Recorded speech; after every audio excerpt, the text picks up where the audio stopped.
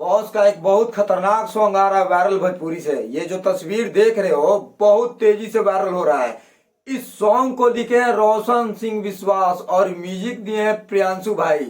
समझ लो लोग सॉन्ग कितना खतरनाक होके वाला बा।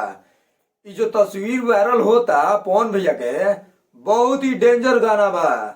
गाना सुन ले लोग नू तो दिमाग तार लोग के ठिकाना आ जाई। इस सॉन्ग को वैसे ही प्यार देना है जैसे हथियार सॉन्ग को आप लोग प्यार देते हैं। हथियार क्या यार, जैसे पावर स्टार पवन भैया का हर सॉन्ग को आप लोग आशीर्वाद देते हैं, इस सॉन्ग को वैसे ही आशीर्वाद देना है। तू हमार देखो हम तहार देखी वायरल भोजपुरी से सॉन्ग आई रहे, याद बानू चैनल के नाम। वे चैनल से आवा था भैया के एगो सॉन्ग जो कि तस्वीर बहुत तेजी से वायरल होता। दिमाग में बैठा लिया लोग पवन भक्त, ओनली पवन भक्त दिमाग में बैठा लिया लोग। बॉस के गाना बहुत जल्द आ रहा है और बहुत ही खतरनाक गाना बा। थोड़ा सा क्लिप देखला पे बुझाता कॉमेडियन टाइप के। बॉस एने घूमतड़े फिर एने घूमतड़े, मतलब कि यार बहुत ही खतरनाक गाना। ये बुझाता कि 5-6 महीना बाद ही गाना आवता वायरल भोजपुरी से। ट्रेंडिंग वाला चैनल बा, काहे घबराता रहा।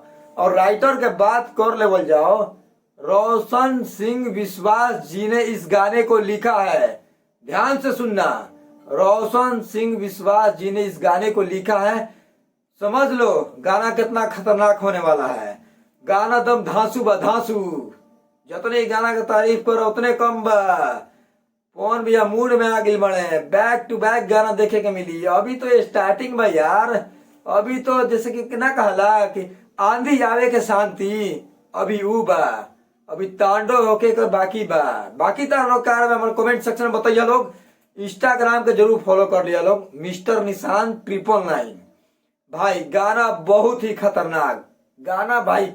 थोड़ा सा क्लिप देखला पे बुझाता यार गाना कितना खतरनाक होके वाला बा। और हमारा बतावे से का फायदा बा यार। गाना आई सुनिया लोग, आशीर्वाद दिया लोग। पोस्टर बहुत जल्द आई।